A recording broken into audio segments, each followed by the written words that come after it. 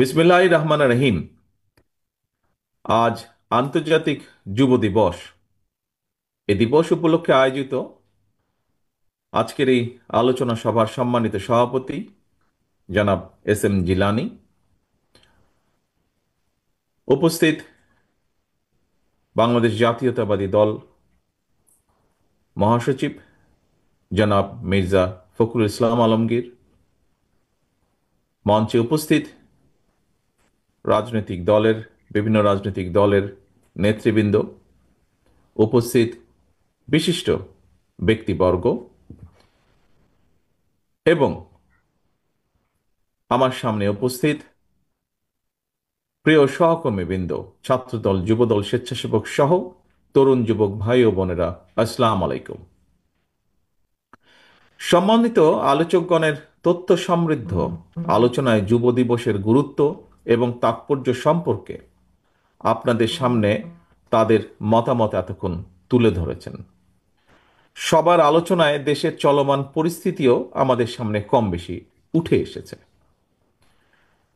তবে যদি খেয়াল করে দেখুন, অনেকের আলোচনাতেই একটি বিষয় স্পষ্ট হয়ে উঠেছে। কি সেটি? প্রযুক্তি বিশ্বে নিজেদের অস্তিত্ব রক্ষার স্বার্থেই তরুণ যুব সমাজকে প্রযুক্তিগত এবং কারিগরি শিক্ষায় দক্ষতা অর্জন করার কোনোই বিকল্প নেই, এই বিষয়টি উঠে এসেছে। প্রিয় তরুণ যুবক ভাই ও বোনেরা, আন্তর্জাতিক যুব দিবসের এবারের প্রতিপাদ্য youth advancing multilateral cooperation through technology and partnership, যেটিকে আমরা বলছি প্রযুক্তি নির্ভর যুব শক্তি, বহুপাক্ষিক অংশীদারিত্বের অগ্রগতি। দেশের তরুণ এবং যুব সমাজের জন্য কর্মসংস্থান সৃষ্টি এবং তাদেরকে কর্মক্ষম করে গড়ে তোলার লক্ষ্যেই বিএনপির উদ্যোগে নেওয়া বিভিন্ন কর্মসূচি এবং কর্মপরিকল্পনা সম্প্রতি সারা দেশে বিভাগীয় শহরে অনুষ্ঠিত তারুণ্যের সমাবেশে মোটামুটি বিস্তারিতভাবে তুলে ধরা হয়েছিল। আপনারা একটু খেয়াল করলে দেখবেন, সেই সব কর্মসূচি কিংবা কর্ম পরিকল্পনার সঙ্গে আজকের যুব দিবসের স্লোগানটির প্রতিপাদ্য প্রতিফলিত হয়েছে। কিন্তু এতে সবার সামনে একটি বিষয় স্পষ্ট হয়ে উঠেছে: দেশের তরুণ এবং যুব সমাজকে প্রযুক্তিগত জ্ঞান সম্পন্ন দক্ষ যুবশক্তি হিসেবে গড়ে তোলার ক্ষেত্রে বিএনপির নেওয়া কর্মপরিকল্পনা বাস্তবসম্মত এবং সময় উপযোগী। প্রিয় যুব প্রজন্মের ভাই ও বোনেরা, বিশ্বের সকল দেশেই তরুণ এবং যুব সমাজ উন্নয়ন এবং অর্থনীতির প্রাণশক্তি, যা এরই মধ্যে বিভিন্ন আলোচকবৃন্দ তাদের বক্তব্যের ভিতরে তুলে ধরেছেন বা উল্লেখ করেছেন। তরুণ যুব সমাজের সৃজনশীলতা, উদ্ভাবনী শক্তি এবং কর্মস্পৃহা দেশকে যেমন উন্নতির পথে এগিয়ে নিয়ে যেতে পারে, অপরদিকে যুব সমাজে বিপদগামী হলে দেশের উন্নয়ন সমৃদ্ধিও বাধাগ্রস্ত হতে পারে।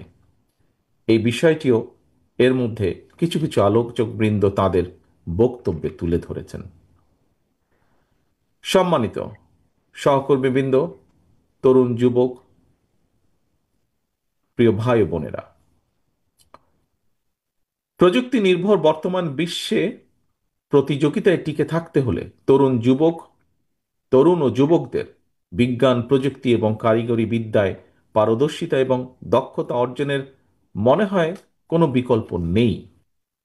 বিশেষ করে প্রযুক্তিগত জ্ঞান অর্জনে যদি আমরা পিছিয়ে থাকি, আমাদের যুব সমাজ যদি পিছিয়ে থাকে, যুব সমাজের পক্ষে রাষ্ট্র এবং সমাজে কার্যকর ভূমিকা রাখা মনে হয় সম্ভব হবে না এবং হয়ও না। এটি বিশ্বে প্রযুক্তি বিপ্লবের একজন দক্ষ সৈনিক হিসাবে নিজেদেরকে যোগ্যতম হিসাবে গড়ে তুলতে না পারলে সামনে ভবিষ্যতের জন্য প্রযুক্তির নিত্য নতুন উদ্ভাবনের চ্যালেঞ্জ মোকাবেলা যেমন অসম্ভব হয়ে পড়বে। আমি আপনাদের সামনে কয়েকটি প্রযুক্তির কথা খুব সংক্ষেপে একটু তুলে ধরতে চাই। আহ, আমি নিজে খুব একটা টেকনিক্যাল লোক নই, তবে আমার আশেপাশে যারা আছেন তাদের কাছ থেকে যতটুকু আমি বুঝেছি, তাদের কিছু কথা যতটুকু আমার কাছে মনে আছে বা যতটুকু আমি ধরতে পেরেছি, সেটা আমি আপনাদের সামনে খুব সংক্ষেপে কয়েকটি প্রযুক্তির কথা একটু তুলে ধরতে চাই। এখানে যারা টেকনোলজিক্যালি ফ্রেন্ডলি আছেন তাদের অনেকেরই জানা আছে আর্টিফিশিয়াল ইন্টেলিজেন্স কিংবা বাংলায় যেটাকে আমরা কৃত্রিম বুদ্ধিমত্তা বলি, রোবোটিক, ডাটা সংরক্ষণের জন্য পোস্ট কোয়ান্টাম ক্রিপ্টোগ্রাফি কিংবা হাইব্রিড কম্পিউটারিং এর মতন আধুনিক প্রযুক্তি মানুষের কিন্তু জীবনধারাকে বদলে দিচ্ছে এবং বদলে দিতে পারে যদি এগুলোকে রপ্ত করা যায়। প্রযুক্তির দ্রুত বিকশমান বিশ্বে এখন যেভাবে অ্যাডভান্স হচ্ছে টেকনোলজি, উদ্ভাবিত এইসব নিত্য নতুন প্রযুক্তি অনেক ট্রেডিশনাল যে কর্মসংস্থান আছে, ট্রেডিশনাল জব বা ট্রেডিশনাল কাজ যেগুলো আছে, সেগুলো সেই এই অ্যাডভান্সমেন্টের জন্য কিন্তু এই ট্রেডিশনাল এগুলোর কিন্তু বিলুপ্তি হচ্ছে। তবে একই সঙ্গে প্রযুক্তি নির্ভর কর্মসংস্থানের বাজারও কিন্তু এক্সপ্যান্ড করছে, অনেক অনেক বড় হচ্ছে। সুতরাং প্রযুক্তির নতুন বাজারে যদি আমাদেরকে প্রবেশ করতে হয় তার জন্য অবশ্যই প্রয়োজন দক্ষতা এবং যোগ্যতা অর্জন। তরুণ এবং যুব সমাজের জন্য এই মুহূর্তে এই দক্ষতা যোগ্যতা অর্জনই হচ্ছে সবচেয়ে বড় চ্যালেঞ্জ। প্রিয় তরুণ যুবক ভাই ও বোনেরা, আমরা মনে করি আজকে লোক গ্রহণ করেছিল এবং বাস্তবায়নও করেছিল। ইনশাল্লাহ আগামীতে বিএনপি জনগণের রায় চলমান বিশ্বের প্রযুক্তিগত চ্যালেঞ্জ মোকাবেলার জন্য প্রযুক্তি সুবিধা ব্যবহারের জন্য দেশের তরুণ যুবশক্তিকে সব ধরনের সহায়তা দেওয়ার লক্ষ্যে বিএনপি এরই ভিতর প্রয়োজনীয় উদ্যোগ এবং পরিকল্পনা গ্রহণ করছে, যা আমাদের এখানে আহ, তরুণ আলোচক বৃন্দের কথা থেকে বেরিয়ে এসছে। তরুণ যুবশক্তির প্রতি আমার একটা আহ্বান থাকবে, নিজেদেরকে প্রযুক্তি শিক্ষায় দক্ষ এবং যোগ্য করে গড়ে তুলুন। আপনাদের সাফল্য যাত্রাকে সহজ করার জন্য বিএনপি সম্ভাব্য সকল পরিকল্পনা এবং বাস্তবায়নের উপায় নিয়ে কিন্তু কাজ করছে, তৈরি করছে। এর মধ্যে তরুণ যুবক প্রিয় ভাই বোনেরা, বিএনপি বিশ্বাস করে প্রযুক্তি নির্ভর তারুণ্য এবং যুবশক্তি গড়তে হলে যুবশক্তির প্রযুক্তিগত কর্মদক্ষতা অবশ্যই বাড়াতে হবে। প্রযুক্তির সঠিক ব্যবহার শিখতে হবে, শেখাতে হবে। তরুণ যুবকদের প্রযুক্তি নির্ভর হওয়ার জন্য রাষ্ট্রীয় কিংবা সরকারি উদ্যোগের সুযোগ সুবিধা অবশ্যই আমাদের পক্ষে যতটুকু সম্ভব হবে সেটি নিশ্চিত করার ব্যবস্থা উদ্যোগ আমরা গ্রহণ করব ইনশাআল্লাহ। আমি দেশের কিশোর তরুণ এবং যুব প্রজন্মকে বলতে চাই, প্রযুক্তি নির্ভর বর্তমান এবং ভবিষ্যৎ প্রজন্ম গড়ে তোলার লক্ষ্যে বিএনপির বিভিন্ন পর্যায়ের নানামুখী পরিকল্পনা রয়েছে। পরিকল্পনার দ্রুত বাস্তবায়নের লক্ষ্যে বিএনপির উদ্যোগে আমরা এরই ভিতরে বিশেষজ্ঞ টিম কাজ করছে। আমাদের স্কুল পর্যায় থেকে শিক্ষা কারিকুলামে প্রযুক্তি বিষয়ক শিক্ষা বাধ্যতামূলক হিসেবে অন্তর্ভুক্তির জন্য আমাদের টিমগুলো কাজ করছে, প্রয়োজনীয় প্ল্যানিং তারা তৈরি করছে। তারুণ্য এবং যুবশক্তি যারা শিক্ষা কারিকুলামের বাইরে রয়েছেন তাদের প্রযুক্তি নির্ভর কর্মদক্ষতা বাড়ানোর জন্য আমাদের আলাদা কিছু প্ল্যানিং বা প্রোগ্রাম আমরা নিয়েছি, আমরা পরিকল্পনাগুলো করছি। যুবশক্তি যাতে প্রশিক্ষিত হয়, আনস্কিল লেবার যাতে স্কিল হতে পারে এবং দেশে বিদেশে দক্ষ জনশক্তি হিসাবে কাজ করতে পারে, সে লক্ষ্যেও কিন্তু আমরা বিদেশি ভাষা শিক্ষা সহ বিভিন্ন রকমের প্রশিক্ষণ কোর্সের পরিকল্পনা আমাদের টিমগুলো তৈরি করছে।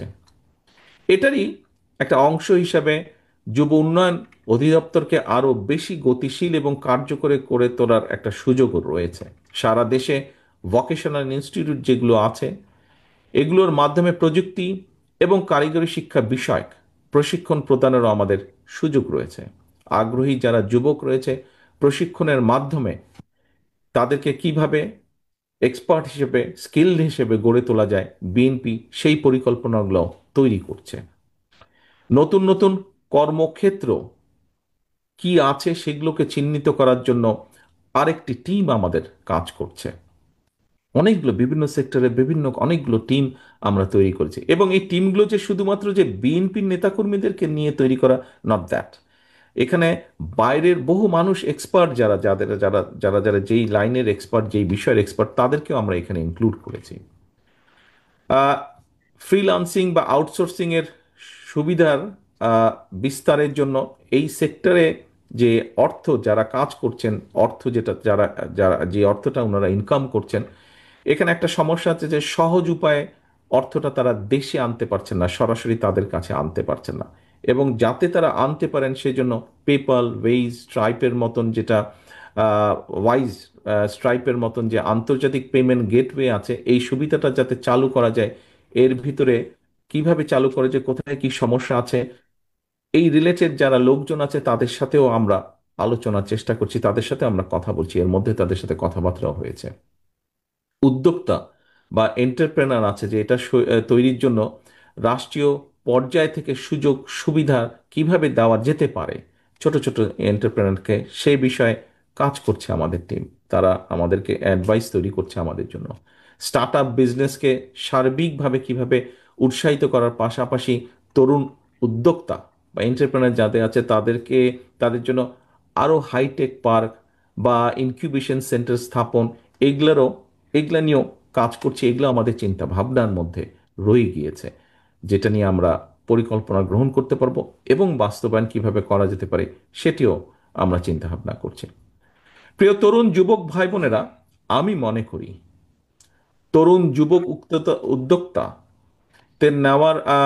উদ্যোক্তাদের নেওয়া প্রযুক্তি নির্ভর প্রকল্পগুলোর মধ্যে যেসব প্রকল্প নতুন কর্মসংস্থান বা জব অপরচুনিটি তৈরি করতে সক্ষম হবে, সেই ধরনের প্রকল্পকে সহজ শর্তে সরকারের পক্ষ থেকে কিভাবে ফাইন্যান্সিয়াল সাপোর্ট দেওয়া যায়, এই বিষয়টি আমাদের সার্বিক বিবেচনার মধ্যে রয়েছে। সার্বিক গুরুত্ব দিয়ে আমরা এই বিষয়গুলোকে বিবেচনা করছি। ছাত্রদল, যুবদল, স্বেচ্ছাসেবক দলের প্রিয় ভাই বোনেরা, তরুণ যুবশক্তির জন্য প্রযুক্তি নির্ভর শিক্ষা এবং প্রশিক্ষণ নিশ্চিতের পাশাপাশি তাদের জন্য, অর্থাৎ ইয়াং জেনারেশনের জন্য দেশে বিদেশে কর্মসংস্থান সৃষ্টির ক্ষেত্রে বিএনপির গৃহীত সকল পরিকল্পনা ইতিমধ্যেই সারা দেশে তারুণ্যের সমাবেশে আমরা তুলে ধরেছি। এ কারণেই আজকে আবারও আমি এই অনুষ্ঠানে প্রযুক্তি নির্ভর যুব সমাজ গড়ে তোলার ক্ষেত্রে বিএনপির নেওয়া পরিকল্পনাগুলো সংক্ষেপে আমি আবারও আপনাদের সকলের সামনে তুলে ধরলাম। আমি মনে করি শুধুমাত্র নিজের এবং পরিবারের সমৃদ্ধির জন্যই নয়, বরং প্রযুক্তিগত শিক্ষা অর্জনের মাধ্যমে বিশ্ব সমাজে নিজেদের গর্বিত অংশীদারিত্ব নিশ্চিত করার জন্য প্রযুক্তি নির্ভর দক্ষতার বিকল্প নেই। দেশে বিদেশের যে চলমান বাস্তবতা আমরা উপলব্ধি করার মাধ্যমে বিএনপি আগামী দিনের নীতি জনগণের জীবনযাত্রা, জীবন মান উন্নয়নের রাজনীতি, দেশে বিদেশে ব্যাপক হারে আমাদের দেশের মানুষের জন্য কর্মসংস্থান সৃষ্টি এবং নিরাপদ কর্ম পরিবেশ নিশ্চিত করা হচ্ছে আমাদের আগামী দিনের রাজনীতি। প্রযুক্তি এবং কারিগরি শিক্ষা ব্যবস্থা প্রণয়ন এবং তরুণ যুবশক্তিকে প্রযুক্তি নির্ভর করে দক্ষ জনশক্তিতে কিভাবে রূপান্তর করা যায়, এটি হবে আমাদের রাজনীতির অন্যতম আরেকটি মূল লক্ষ্য বা উদ্দেশ্য। প্রিয় তরুণ প্রজন্মের ভাই বোনেরা, প্রতিশোধ, প্রতিহিংসা এড়িয়ে সাহস এবং সততার সঙ্গে এগিয়ে গেলে আমি বিশ্বাস করি বাংলাদেশের সামনে সমৃদ্ধির সম্ভাবনা সকল দ্বার উন্মুক্ত। বাংলাদেশের জনসংখ্যাই হতে পারে একমাত্র আমাদের বাংলাদেশের সাফল্য এবং সমৃদ্ধির নিয়ামক। আমি এই কথাটি এই জন্য বললাম, এই কথাটি বলার কারণ হচ্ছে সাধারণভাবে বললে এইভাবে বলা যায় কোনো একটা দেশের, যে কথাটি এর মধ্যে অলরেডি বলেছেন, একজন বক্তা এখানে উল্লেখ করেছেন যে সাধারণভাবে একটা দেশের মোট জনসংখ্যার অর্ধেকের বেশি যখন কর্মক্ষম শ্রমশক্তি থাকে, সেটি হলো কিন্তু ডেমোগ্রাফিক ডিভিডেন্ড। এই ডেমোগ্রাফিক ডিভিডেন্ড বিবেচনায় দেশের বর্তমান জনসংখ্যা দেশের উন্নয়নের প্রধান নিয়ামক হয়ে উঠতে পারে কিন্তু। কারণ বয়সের হিসাবে আমাদের জনসংখ্যার অধিকাংশই কিন্তু কর্মক্ষম। শুধু এই জনসংখ্যাকে জনশক্তিতে আমাদের কনভার্ট বা রূপান্তর করা প্রয়োজন। এবং এ কারণেই বিএনপি মনে করে দেশের জনসংখ্যাকে, বিশেষ করে তরুণ এবং যুবশক্তিকে কারিগরি নির্ভর শিক্ষায় দক্ষ করে গড়ে তুলতে পারলে বর্তমান জনসংখ্যা দেশের জন্য আশীর্বাদ হয়ে উঠবে। দেশের এই কর্মক্ষম জনসংখ্যাকে একদিকে যেমন প্রযুক্তি নির্ভর শিক্ষায় দক্ষ করে গড়ে তুলতে আমরা আগ্রহী, একই সঙ্গে তরুণ যুবকদের আগ্রহী একটি অংশকে খেলাধুলায় পারদর্শিতা অর্জন আমাদের করানো প্রয়োজন। এখানে খুব সম্ভব একজন বক্তা নতুন কুড়ি এই কথাটি উনি বলেছেন ওনার বক্তব্যে। আমি শেষ যেই কথাটা বললাম যে শুধু প্রযুক্তি না, প্রযুক্তির পাশাপাশি একটি অংশ আছে যারা খেলাধুলায় নিজেদেরকে পারদর্শী করে গড়ে তুলতে চান, আমাদেরকে সেই সুযোগটা দিতে হবে। এর ভিতরে আমরা একটি পরিকল্পনা গ্রহণ করেছি। সেই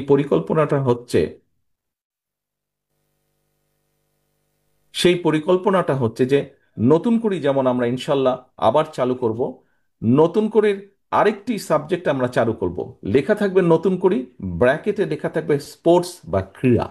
অর্থাৎ আমরা আমাদের দেশের ভবিষ্যৎ বংশধরদের ভিতর থেকে এই সেক্টরে খেলাধুলায় কারা দক্ষতা প্রদর্শন করতে পারবেন সেই মানুষগুলোকে আমরা বের করে আনবো কালচারাল লাইনের পাশাপাশি। এবং সেজন্যই খেলাধুলাকে পেশা হিসেবে প্রতিষ্ঠিত করার জন্য ক্রীড়া শিক্ষাকেও আমরা কারিকুলামের যে রেগুলার কারিকুলাম আছে সেটার অন্তর্ভুক্ত আমরা করতে চাইছি।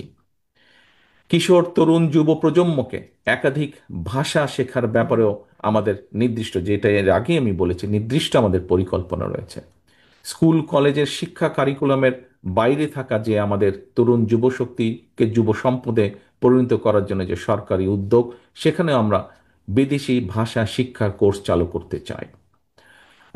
কোনো একটি প্রযুক্তিগত কিংবা কারিগরি বিষয়ে প্রশিক্ষণ একজন দক্ষ কর্মীর যদি একাধিক বিদেশি ভাষা জানা থাকে, তাহলে আমি দৃঢ়ভাবে এই দেশে বিভিন্নভাবে যেটা আমি দেখেছি যে একজন কোনো একটা বিষয় স্কিল আছে তার, কিন্তু তার যদি দু একটা ভাষা বেশি জানা থাকে, তাহলে তাকে কাজের জন্য বসে থাকতে হয় না, কাজের জন্য দৌড়াতে হয় না, কাজই তাকে খুঁজে নিয়ে যায়।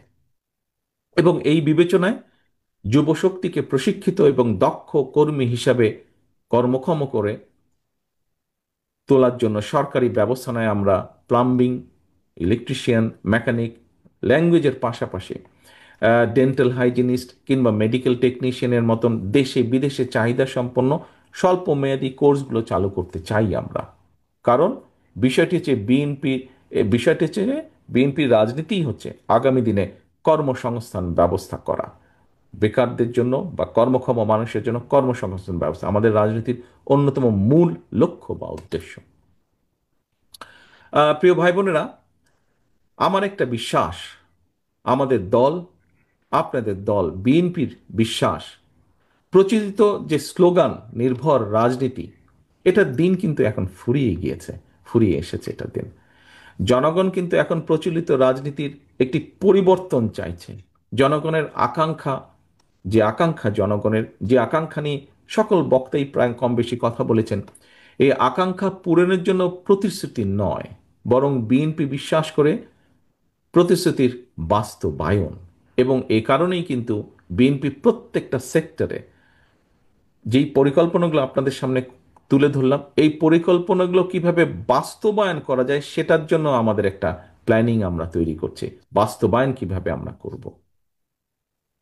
আজকের এই যুব সমাজের মাধ্যমে দেশের তরুণ যুবশক্তির কাছে আমার আবেদন, আপনারা বিএনপির গণমুখী কর্মপরিকল্পনাগুলো দেশের সকলের সামনে, জনগণের সামনে তুলে ধরুন।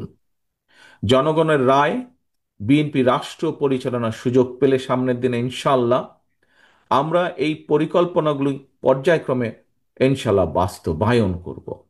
জনগণের জীবন মান উন্নয়নের সকল পরিকল্পনা যদি বাস্তবায়ন করতে হয়, বিএনপির প্রতি জনগণের স্বতঃস্ফূর্ত সমর্থন প্রয়োজন। জনগণের বাংলাদেশে জনগণের শক্তি প্রতিষ্ঠা করার জন্য আগামী জাতীয় নির্বাচনে বিএনপির আপনাদের সহযোগিতা এবং সমর্থন প্রয়োজন। অন্তর্বর্তীকালীন সরকার এবং নির্বাচন কমিশন জানিয়েছে, ফ্যাসিবাদের ১.৫ দশক পর ফ্যাসিস্ট মুক্ত বাংলাদেশে আগামী ফেব্রুয়ারি মাসে ইনশাল্লাহ জাতীয় নির্বাচন অনুষ্ঠিত হবে। দেশের সকল দেশের সকল নারী পুরুষ, ছাত্র, তরুণ, যুব সমাজ সহ দেশের সর্বস্তরের জনগণের কাছে আমার আহ্বান, আগামী নির্বাচনে ধানের শীষে ভোট দিন, দেশ গড়ার সুযোগ নিন। আবারও আমি বলি, দেশের সর্বস্তরের জনগণের কাছে আমার আহ্বান, আগামী নির্বাচনে ধানের শীষে ভোট দিন, দেশ গড়ার সুযোগ নিন। আমি আজকে এখানে যারা বক্তব্য রেখেছেন তাদের সকলের সহযোগিতা কামনা করছি। যারা আমার নেতাকর্মী আছেন, যারা সংবাদকর্মী আছেন, সকলের মাধ্যমে আমি আপনাদের দেশের সকল মানুষের কাছে এতটুকু বলতে চাই, ভোট দিলে ধানের শীষে, দেশ গড়ব মিলেমিশে। আল্লাহ হাফেজ। বাংলাদেশ জিন্দাবাদ। বাংলাদেশ জাতীয়তাবাদী দল জিন্দাবাদ।